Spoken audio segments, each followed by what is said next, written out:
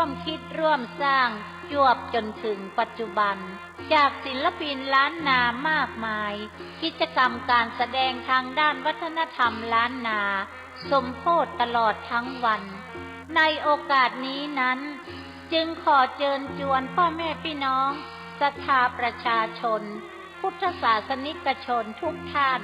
ไปร่วมพิธีดังกล่าว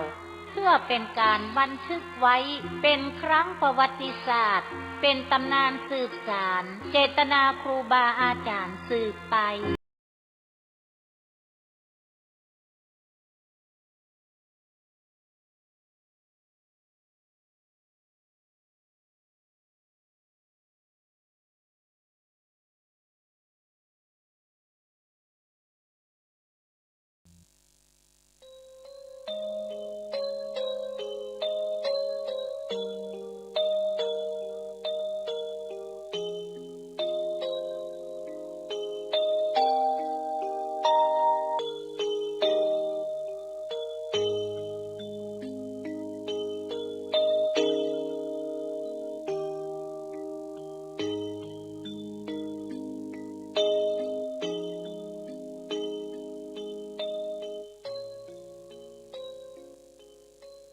กราบสวัสดีท่านผู้ฟังทุกท่านค่ะ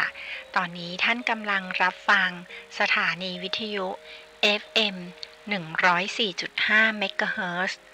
คลื่นวิทยุเพื่อการศึกษาพระพุทธศาสนาและวัฒนธรรมช่วงเวลาประมาณ 14 นาฬิกาถึง 15 นาฬิกาของทุกวันพฤหัสบดี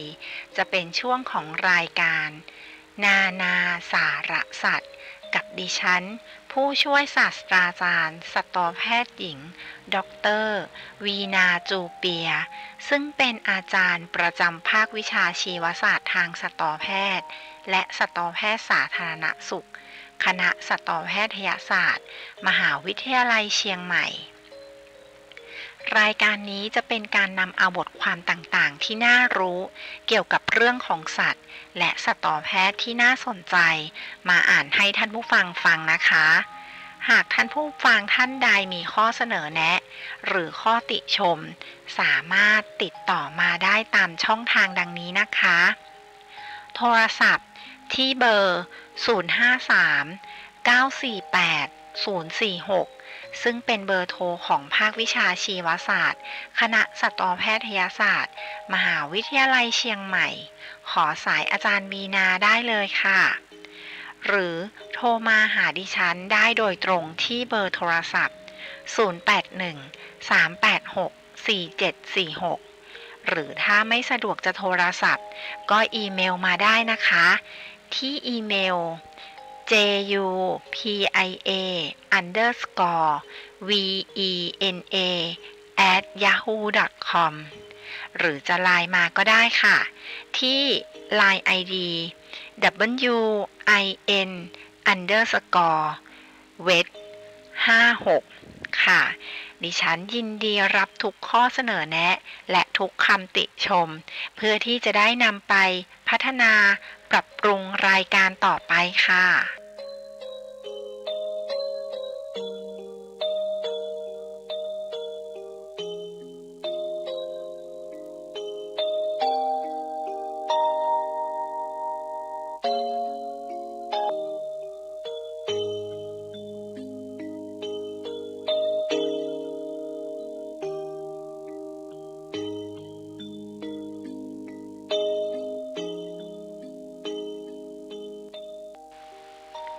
กราบสวัสดีท่านผู้ฟังที่เคารพทุกท่านอีกครั้งนะคะสำหรับในวันพฤหัสบดีนี้เราก็กลับมาเจอกันอีกแล้วค่ะท่านผู้ฟังสำหรับบทความเรื่องที่ดิฉันจะนำมาอ่านให้ท่านผู้ฟังฟังในวันนี้นะคะจะเป็นเรื่องราวเกี่ยวกับนาคค่ะนาคโบราณขนาดเท่าหมาป่ามีแรงกัดมหาศาลซึ่งบทความเรื่องนี้นะคะได้ตีพิมพ์ในนิตยสาร National Geographic ฉบับภาษาไทยของฉบับวันที่ 19 พฤศจิกายน ปีคริสตศักราช 2017 ค่ะส่วนเรื่องที่2นะคะจะเป็นเรื่องเกี่ยวกับหนูค่ะชื่อบทความเรื่องที่2นี้มีชื่อว่าหนูยักษ์ที่ตกลงมาเป็นหนูชนิดใหม่คือหนูอะไรเดี๋ยวเราไป รับฟังกันนะคะท่านผู้ฟังซึ่งเรื่องนี้นะคะได้ตีพิมพ์ในนิตยสาร National Geographic ฉบับภาษาไทยอีกเช่นกันค่ะแต่เป็นของฉบับวันที่ 2 ตุลาคม ปีคริสตศักราช 2017 ค่ะและเรื่องสุดท้ายนะคะเรื่องที่ 3 ต่อเนื่องมาจากเรื่องที่ 2 ซึ่งเรื่องที่ 2 เป็นเรื่องเกี่ยวกับหนูค่ะเรื่องที่ 3 ก็จะเป็นบทความที่มีชื่อเรื่องว่าฝันร้ายขั้นสุดของคนกลัวหนูนะคะซึ่งเรื่องนี้ก็ได้ตีพิมพ์ในนิตยสาร National Geographic ฉบับภาษาไทยอีกเช่นกันค่ะแต่เป็นของฉบับวันที่ 20 สิงหาคม ปีคริสตศักราช 2017 ค่ะท่านผู้ฟังก่อนที่ดิฉันจะอ่านบทความเรื่องแรกให้ท่านผู้ฟังฟังนะคะดิฉันขอพักเบรกให้ท่านผู้ฟังฟังเพลงเพราะๆนะคะสัก2 เพลงนะคะแล้วเดี๋ยวเรากลับมาพบกันค่ะ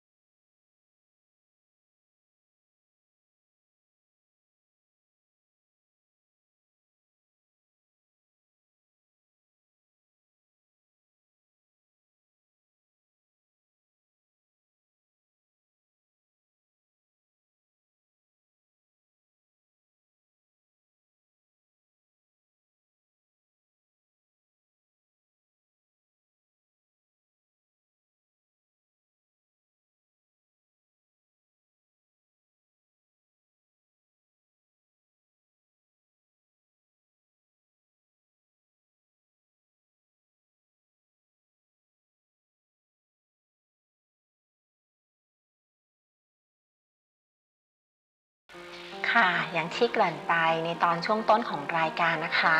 บทความเรื่องแรกนะคะเป็นบทความที่มีชื่อเรื่องว่านาคโบราณขนาดเท่าหมาป่ามีแรงกัดมหาศาลซึ่งเรื่องนี้ได้ตีพิมพ์ในนิตยสาร National Geographic ฉบับภาษาไทยของฉบับวันที่ 19 พฤศจิกายน ปีคริสตศักราช 2017 นี้เองค่ะซึ่งเรื่องนี้นะคะเขียนโดยคุณเจสันดีโกแมนค่ะเมื่อ6 ล้านปีก่อนนาคน้ำหนักประมาณ100 ปอนด์เที่ยวเดินด้อมๆมองๆอยู่ตามพื้นที่ชุ่มน้ำที่ซึ่งปัจจุบันคือทางตะวันตกเฉียงใต้ของประเทศจีนแตกต่างจากนาคในปัจจุบันที่ใช้ก้อนหินทุบเปลือกหอยเม่นตามอ่าวแปซิฟิกทางตอนเหนือของอเมริกาหรือในเอเชียสิ่งมีชีวิตโบราณเหล่านี้ทำลายเปลือกหอยด้วยกรามอันแข็งแรงของพวกมันค่ะขอเชิญพบกับไซแอมดิฉันอ่านไม่ออกค่ะไซแอมเกลบรรพบุรุษของนาคที่ถูกค้นพบในมณฑลยูนานของประเทศจีน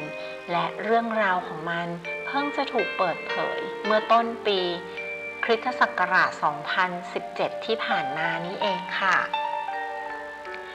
ในผลการศึกษาใหม่ทีมนักวิจัยตรวจสอบฟอสซิลขากรรไกรของมันและตั้งข้อสันนิษฐานว่าพวกมันอาจเป็นนักล่ากลุ่มสุดท้ายจากปลายยุคไมโอซีนที่มีขากรรไกรแข็งแรงสำหรับการบดเคี้ยวซึ่งช่วยให้มันล่าอาหารได้หลากหลายมากขึ้นค่ะเราคิดว่ามันอาจล่าพวกสัตว์ไม่มีกระดูกสันหลังที่มีเปลือกแต่ระดับความสามารถในการหาอาหารของพวกมันขณะนี้เรามองเห็นแค่ความเป็นไปได้จากนาคที่ยังมีชีวิตอยู่ในปัจจุบันเท่านั้นซีแซกเซงหัวหน้าการวิจัยจากมหาวิทยาลัยแห่งรัฐนิวยอร์กเมืองบัฟฟาโลกล่าวค่ะการค้นพบครั้งนี้ไม่เพียงแต่ฉายให้เห็นวิถีชีวิตของนาคโบราณแต่ยังช่วยไขปริศนาของพฤติกรรมนาคในปัจจุบันด้วยโดยเฉพาะอย่างยิ่งการที่มันรู้จักใช้สิ่งของตามธรรมชาติมาเป็นเครื่องมือปัจจุบันนาคถูกแบ่งออกเป็น2 กลุ่มคือกลุ่มที่กินพวกสัตว์ที่มีเปลือกอย่างพวกสัตว์ที่มีเปลือกนะคะอย่างเช่นพวกปูหอยเม่นทะเลและกลุ่มที่2นะคะก็คือนาคที่เป็นกลุ่มที่ล่าปลาเป็นอาหารในการจะเข้าใจการหากินของไซโมเกลเจ้านาคโบราณดิฉันขอเรียกว่าเจ้านาคโบราณแล้วกันนะคะชื่อภาษาอังกฤษมันเขียนดิฉันอ่านแล้วรู้สึกไม่ติดปากอะค่ะขอเรียกว่าเจ้านาคโบราณแล้วกันเนาะเจ้านาคโบราณที่เคยมีชีวิตอยู่ในโลกนี้นะคะเซงและทีมงานของเขารวบรวมขากรรไกรและกะโหลกของนาคจำนวน10 ใน 13 สายพันธุ์ที่ยังมีชีวิตอยู่เพื่อสร้างแบบจำลอง3 มิติแบบจำลอง3 มิติของนาคโบราณขึ้นมาโดยที่เป็นสร้างขึ้นมาเป็นแบบจำลอง3 มิติของนาคโบราณขึ้นมาใหม่จากฟอสซิลของขากรรไกรนะคะเมื่อกล้ามเนื้อของขากรรไกรขยับพลังงานจะถูกส่งมายังกระดูกและฟันบางส่วนของพลังงานที่ส่งมาจะหายไปจากแรงเสียดทานและความร้อนแต่ในกรณีของนาคโบราณการเปลี่ยนแปลงรูปร่างของขากรรไกรเล็กน้อยช่วยเพิ่มประสิทธิภาพของแรงกัดและนำไปสู่ความหลากหลายของอาหารที่พวกมันสามารถกินได้มากขึ้นค่ะในนาคกลุ่มที่ล่าสัตว์ที่มีเปลือกเป็นอาหารพวกมันจำเป็นที่จะต้องมีขากรรไกรที่แข็งแรงเพื่อเข้าถึงเหยื่อที่หลบซ่อนตัวอยู่ด้านในแต่พวกเขาพบว่าพวกมันมีความเชื่อมโยงบางอย่างกับนาคยุคโบราณแม้ว่านาคในปัจจุบันเหล่านี้จะตัวเล็กกว่าและมีขากรรไกรที่แข็งแรงน้อยกว่าก็ตามค่ะมันเซอร์ไพรส์สำหรับเรามากครับแซงกล่าวรายงานการศึกษาครั้งนี้ถูกเผยแพร่ลงใน Scientific Reports ขากรรไกรของนาค โบราณนี้มีความแข็งแรงมากกว่าขนาดตัวของมันที่พวกเขาประมาณไว้ในตอนแรกถึง6เท่าพวกมันล่าอาหารในน้ำและใช้อาวุธร้ายนี้กับปลาเปลือกแข็ง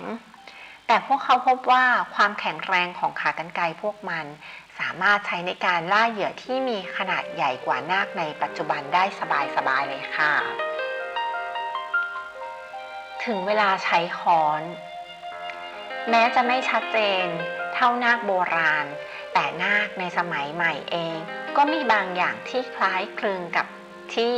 เซ็งและทีมงานค้นพบยกตัวอย่างอย่างเช่น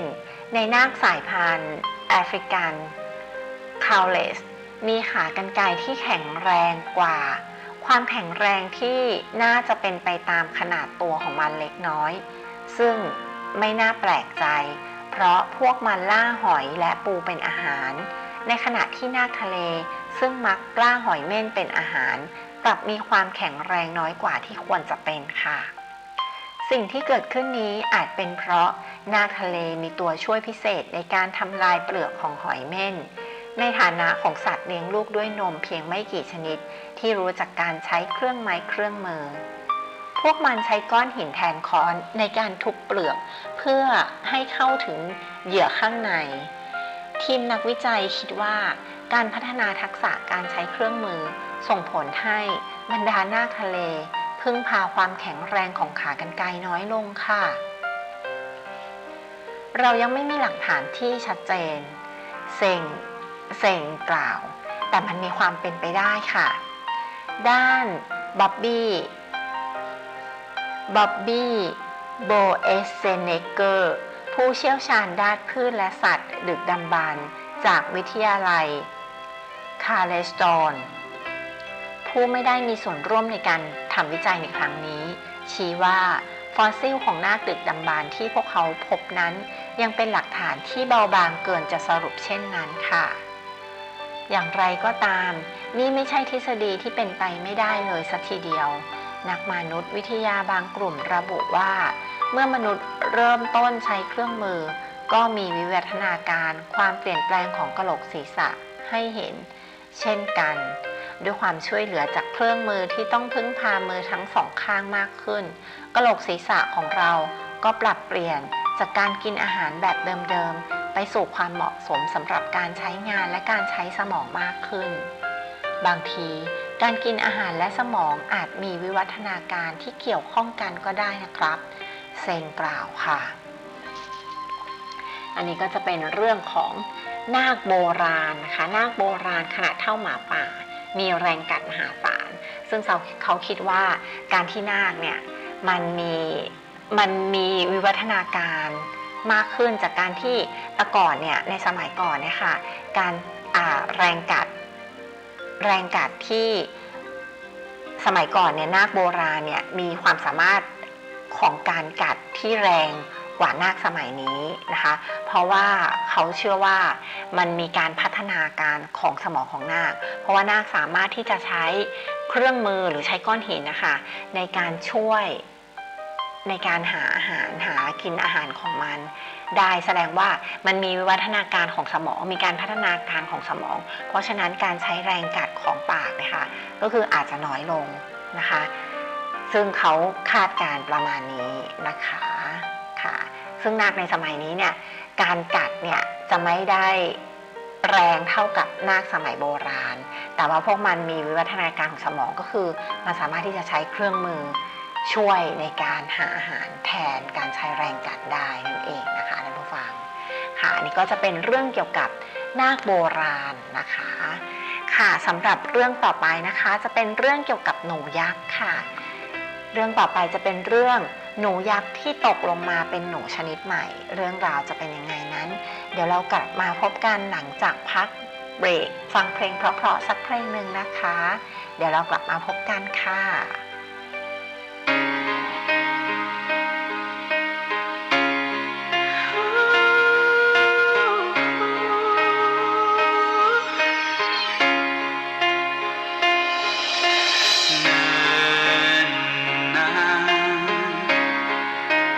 ฟ้าและทะเล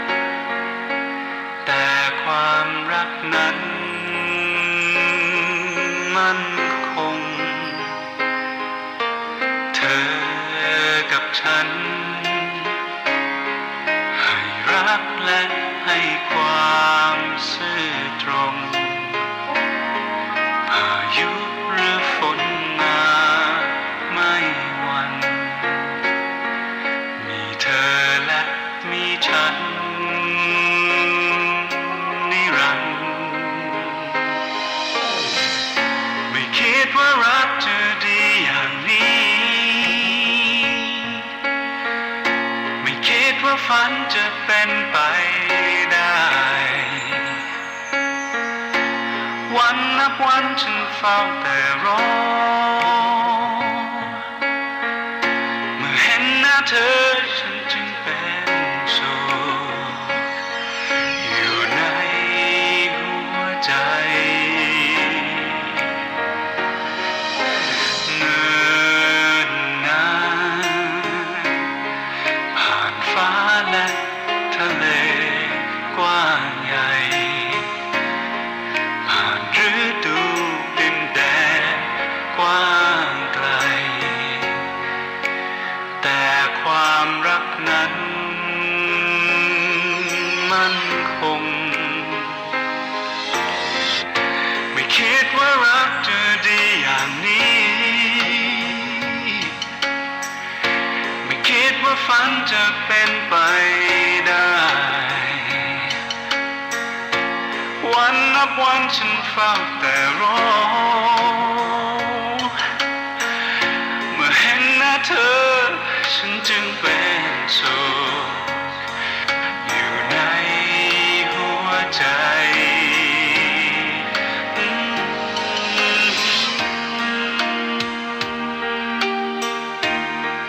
ดาดาดาดาโอ้ดาดาดาดาดาดาดาโอ้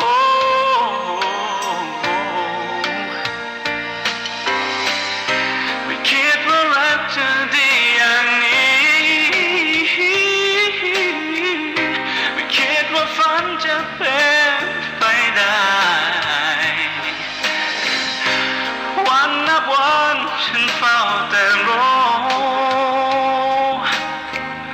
เมื่อเห็นหน้าเธอฉันจึงเป็นสุขอยู่ในหัวใจรักเธอผู้เดียวจะนานเท่าไรรักเธอผู้เดียว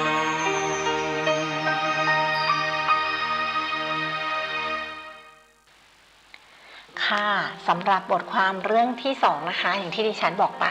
ในช่วงแรกนะคะว่าเรื่องที่2นี้จะเป็นเรื่องเกี่ยวกับหนูค่ะซึ่งบทความเรื่องนี้มีชื่อเรื่องว่าหนูยักษ์ที่ตกลงมาเป็นหนูชนิดใหม่ซึ่งเรื่องนี้นะคะได้ตีพิมพ์ในนิตยสาร National Geographic ฉบับภาษาไทยของฉบับวันที่2ตุลาคมปีคริสตศักราช2017ค่ะ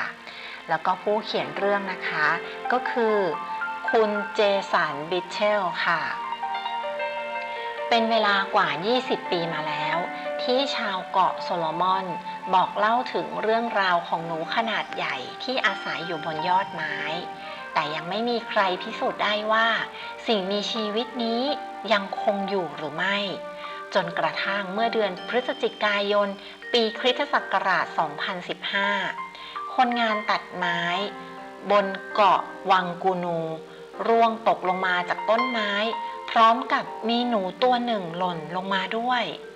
โชคไม่ดีนักที่เจ้าหนูยักษ์ตัวนั้นเสียชีวิตหลังจากตกลงมาแต่ก็ยังพอมีเรื่องโชคดีอยู่บ้างฮิกกูนาจัดเจ้าหน้าที่พิทักษ์ป่าที่ทำงานอยู่ในเขตอนุรักษ์ใกล้ๆได้เป็นประจักษ์พยานในการพบเห็นหนูชนิดนี้ก่อนที่มันจะตายค่ะ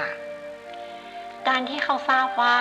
เขาพบสิ่งมีชีวิตที่แสนพิเศษเขาจึงจัดการตระเตรียมหนูยักษ์ให้อยู่ในสภาพสมบูรณ์และส่งมันไปยังพิพิธภัณฑ์ควีนส์แลนด์ในประเทศออสเตรเลีย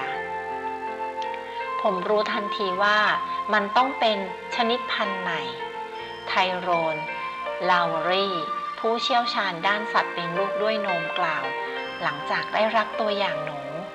เมื่อโตเต็มวัยหนูยักษ์วังกูนูมีน้ำหนักราว1 กิโลกรัม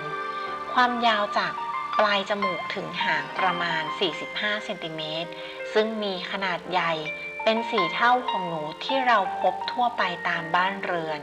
และมันเป็นสัตว์ฟันแทะชนิดใหม่ที่มีการค้นพบ บนหมู่เกาะโซโลมอนในรอบ 80 ปีค่ะ ชีวิตบนต้นไม้ แม้ว่าจะมีตัวอย่างให้ศึกษาเพียงตัวเดียวแต่นักวิทยาศาสตร์ก็สามารถคาดเดาพฤติกรรมของหนูยักษ์ชนิดนี้ได้ตัวอย่างเช่นหางที่ไร้ขนและเรียวยาวช่วยในการทรงตัวขณะที่มันไต่ไปบนยอดไม้ด้านหลังของฝ่าเท้าขนาดใหญ่พบปุ่มนูนและมีกรงเล็บโค้งงอซึ่งอาจเป็นการปรับตัวสำหรับการใช้ชีวิตที่ต้องอยู่บนต้นไม้ลาวารีอธิบายเขาและจัดตีพิมพ์การค้นพบครั้งนี้ลงใน Journal of Mammalogy เช่นเดียวกับสัตว์ฟันแทะชนิดอื่น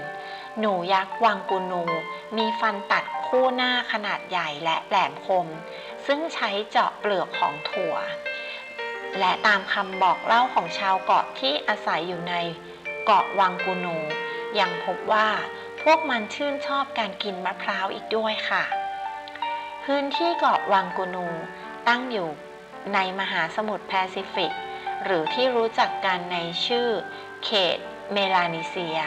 ซึ่งเป็นบ้านของสัตว์ฟันแทะขนาดใหญ่หลายชนิดนาธานวิทมอร์นักชีววิทยาที่มีฐานการทำวิจัยอยู่ในปาปัวนิวกินีบอกค่ะประเด็นก็คือมันพบตัวได้ยากมากครับวิทมอร์ส่งอีเมลมาบอกเรา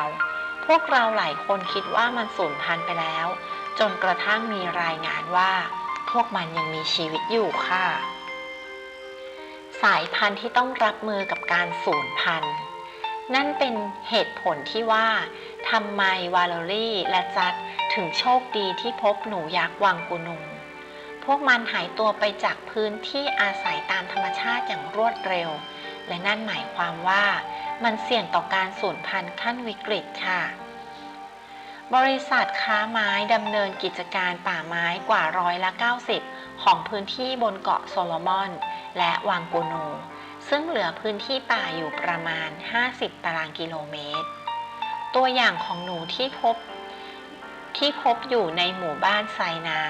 ซึ่งเป็นชุมชนที่ต่อต้านการทำไม้ลาวารีบอกแมวจรจัดและหนูต่างถิ่นกำลังเป็นภัยคุกคามอย่างหนักต่อหนูยักษ์วังกูนูและหนูต่างถิ่นเหล่านี้เกี่ยวข้องกับการสูญพันธุ์ของหนูประจำถิ่นโดยตรงเนื่องจากพวกมันเป็นพาหะนำเชื้อโรคเข้าสู่ธรรมชาติวิทมอร์อธิบายค่ะแน่นอนว่าการค้นพบและการศึกษาข้อมูลเพิ่มเติมจะเป็นก้าวแรกในการอนุรักษ์สายพันธุ์นี้ไว้ได้โดยปกติแล้วเราไม่สามารถขอเงินทุนทำวิจัยกับสิ่งมีชีวิตที่พิสูจน์ไม่ได้ว่ายังคงมีชีวิตอยู่การค้นพบครั้งนี้เป็นประโยชน์แก่การศึกษาของไทโรนเป็นอย่างมากวิทมอร์กล่าวปิดท้ายค่ะอันนี้ก็จะเป็นเรื่องเกี่ยวกับหนูนะคะหนูยักษ์ที่ตกลงมาจากต้นไม้ก็นำไปสู่การค้นพบใหม่ว่าหนูยักษ์ชนิดนี้ยังไม่สูญหายไปจากโลกมันคงมีอยู่บนโลกนี้แต่ก็อาจจะใกล้สูญพันธุ์แล้วค่ะเพราะว่าน้อยมากที่คนจะเจอพวกมันนะคะอันนี้ก็จะเป็นเรื่องเกี่ยวกับหนูยักษ์นะคะเรื่องที่3นะคะเรื่องต่อไปจะเป็นเรื่องคนกลัวหนูค่ะท่านผู้ฟังบทความเรื่องที่3นี้มีชื่อว่าฝันร้ายขั้นสุดของคนกลัวหนู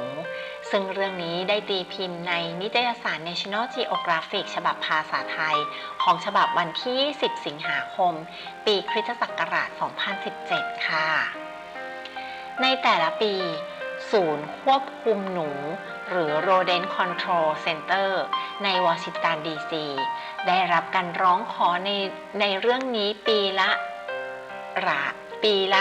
หลายรายว่าแต่เหตุการณ์ที่ดูเหมือนไม่น่าเป็นไปได้นี้เกิดขึ้นได้อย่างไรประการแรกหนูสามารถเข้าถึงระบบน้ำทิ้งและท่อระบายน้ำได้ไม่ยากไม่ว่าจะเป็นทางท่อปฏิกูลในครัวเรือนหรือฝาท่อและตะแกรงบนท้องถนนค่ะจากอุโมงค์ระบายน้ำรวมหนูสามารถสำรวจไปได้ทั่วด้วยความอยากรู้อยากเห็น ด้วยกรงเล็บที่คมกริบหนูสามารถไต่ขึ้นไปได้แทบทุกพื้นผิวแนวดิ่งพอเข้าสู่ท่อน้ำทิ้งภายในบ้านสิ่งที่หนูทำก็แค่ปีนแล้วก็ปีนขึ้นไปค่ะด่านสุดท้ายที่รออยู่ก็คือเส้นทางวกวนราวเขาวงกฏอันคับแคบของท่อน้ำทิ้งที่ต่อกับโถสุขภัณฑ์พวกมันจะฝ่าด่านสุดหินนี้ไปได้อย่างไรทางเดินใต้น้ำนี้ไม่น่าจะมีที่ว่างพอสำหรับอากาศทว่าเมื่อถึงช่วงหักมุมหนูพบกระบอกอากาศเล็กๆพอให้หายใจและมีแรงเฮือกสุดท้ายที่จะขึ้นไปปลายทางค่ะคำถามก็คือหนูเบียดตัวผ่านช่องแคบเล็กๆและหักมุมได้อย่างไรคำตอบก็คือถ้าหนูสามารถเอาหัวลอดผ่านอะไรได้ส่วนที่เหลือก็ต้องเรียกว่าง่ายเลยล่ะค่ะเพราะกลไกที่ดูเหมือนกายกรรมภายในร่างกายกล่าวคือเมื่อแทรกตัวผ่านช่องแคบๆแรงดันทำให้ซี่โครงที่ยึดอยู่กับกระดูกสันหลังยุบตัวและพับไปด้านหลังได้อย่างสบายๆคำถามต่อไปก็คือหนูจัดการกับน้ำมากมายขนาดนั้นได้อย่างไรถ้าเรากดชักโครกลงไปล่ะจะเกิดอะไรขึ้นเราคิดว่าพวกหนูเป็นสัตว์บกแต่เอาเข้าจริงพวกมันเป็นนักว่ายน้ำตัวยงหนูใช้ขาหลังคล้ายใบพายส่วนขาหน้าทำหน้าที่พยุงตัวและบังคับทิศทางแม้แต่หางก็ทำหน้าที่เหมือนหางเสือค่ะมิหนำซ้ำหนูยังเป็นจอมอึดพวกมันสามารถว่ายน้ำได้นานถึง3 วันติดต่อกันแล้วยังกลั้นหายใจใต้น้ำได้นานถึง3 นาทีความสามารถนี้เองที่อธิบายว่าทำไมหนูจึงเป็นนักเดินทางตัวยงความสามารถในการว่ายน้ำได้เป็นระยะทางไกลๆหนูจึงสามารถเล็ดรอดขึ้นเรือเดินทางข้ามน้ำข้ามทะเลเป็นระยะทางไกลๆสู่ดินแดนใหม่ๆได้ไงคะท่านผู้ฟังค่ะนี่ก็จะเป็นเรื่องเกี่ยวกับหนูค่ะแต่จะเป็นคนฝันร้ายขั้นสุดของคนกลัวหนูได้ยังไงนะคะดิฉันคิดว่าเรื่องนี้ก็จะเป็นเรื่องเกี่ยวกับหนูความสามารถพิเศษของหนูนั่นเองนะคะแล้วก็ทำให้คนกลัวหนูได้รู้ว่ามันมีความสามารถพิเศษมากค่ะท่านผู้ฟังนะคะค่ะ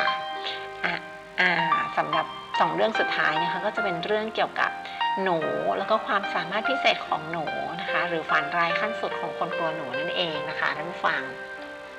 ดิฉันอ่านบทความมาให้ท่านฟังวันนี้3 เรื่องนะคะเรื่องแรกเป็นเรื่องเกี่ยวกับนาคโบราณเนาะนาคโบราณกับนาคสมัยนี้นะคะ